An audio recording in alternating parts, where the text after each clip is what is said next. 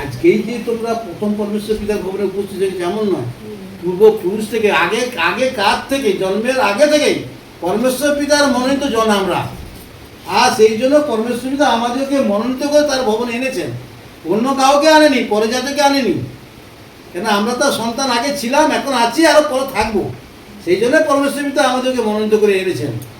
আর ঈশ্বর তারপরে কি বলছেন, কি ক্লেশ, কি সংকট, কি তাড়না, কি দুর্ভিক্ষ, কি উলঙ্গতা, কি প্রাণ সংশয়, কি খড়গ। আমাদেরকে কেউ আছে কি ক্লেশ, এটা যে এত কষ্ট, কি ক্লেশ, ক্লেশ মানে কষ্ট, হ্যাঁ, সংকট, নানা রকম অসুবিধা মধ্যে পড়ি আমরা। কি তাড়না, লোকে আমাদেরকে তাড়না করছে, সুবিধা কি বলে তাড়না। কি দুর্ভিক্ষ, অনেক কষ্ট, দুর্ভিক্ষ, খেতে পাচ্ছি না আমরা। কি উলঙ্গতা, পড়তে পারছি না, নানা রকম কষ্ট করে আছি। কি প্রাণ সংশয়, এমনকি নিজের প্রাণটা নষ্ট হয়ে যাবে, এরকম অবস্থা। তা সত্ত্বেও পরমেশ্বর পিতা কিন্তু আমাদেরকে সর্বদা কি রক্ষা করেন।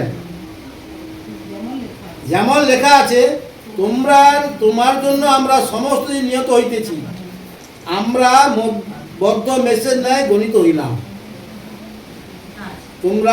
তোমার জন্য আমরা সমস্ত দিন নিহত হইতেছি।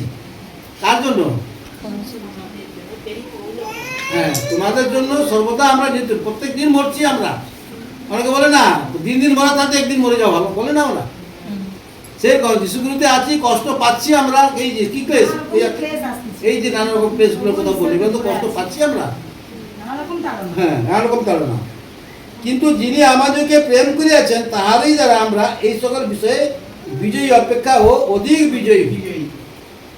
বিজয়ীর অপেক্ষা থেকে অধিক বিজয়ী হই আমরা যদি ঈশ্বরে আমরা মনোনীত হয়ে থাকি, ঈশ্বর প্রেমিত থাকি, ঈশ্বরকে প্রেম করি, আর ঈশ্বরের মধ্যে দিয়ে তারা আমরা চলি, তাহলে আমরা অধিক বিজয় হতে পারবো, অধিক লাভ পাবো আমরা। যাতে আমাদের সেই পরমেশ্বর পিতার কাছে আমরা, পরমেশ্বরের কাছে শিক্ষা দিয়েছিলেন একবার যে আমাদের মৃত্যু হবেই, মৃত্যু আমাদের হবেই, আর মাটিতে যেতেই হবে। কিন্তু মাটিতে যাওয়ার পরে ওখান থেকে যেন আমরা স্বর্গরাজ্যে যেতে পারি, এটা যেন আমাদের মধ্যে বিশ্বাস রাখতে হবে। এটাকে বলা হয় বিজয়ী। বুঝতে পেরেছো তো? যেন আমাদের এটি বিশ্বাস যেন থাকে, আমরা মৃত্যুর পরে যেন পিতা গো তোমার চরণের স্থান পাই, যেন সর্বদা আমরা প্রার্থনা রাখি।